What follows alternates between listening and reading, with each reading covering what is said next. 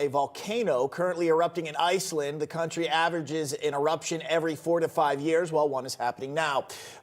Weeks ago, thousands of residents were evacuated amid seismic activity. Now, the eruption is not expected to release ash into the air, and there are no reported disruptions of flights to and from Iceland or for flights going over the country. But meteorologist Amy Metz is live with the latest. Amy.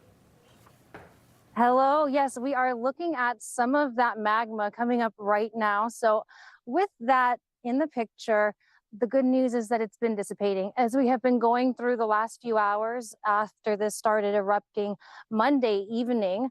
It has now, since Tuesday, begun digressing and how high that magma is traveling. It was reported to be 200 feet in the air at first, and now today about 50 feet high with what we're seeing as that red portion. Now, some of that smoke is creating a cloud, but as you just heard, we're not looking for ash. Instead, with this plume, we do have some gases in there that aren't so great to be breathing in. A lot of carbon dioxide, which can eliminate some of the oxygen just temporarily in that area. So as that happens, the good news is it will disperse around. The ground is very cold compared to that hot air. And so even that carbon dioxide will lift to a certain degree and start to absorb into the ground and plants. Other than that, we have plenty of sulfur in there and some other chemicals that will actually start to go away from the same mechanism that brings them here. I'll get to in a minute. Before that, we can talk a little bit about Grindavik. There is a town about 5 miles away from where we're seeing the magma now. Underneath that town, there's magma trapped. So it travels from where we're seeing here. There's about 3 of these open areas. There were 5 yesterday.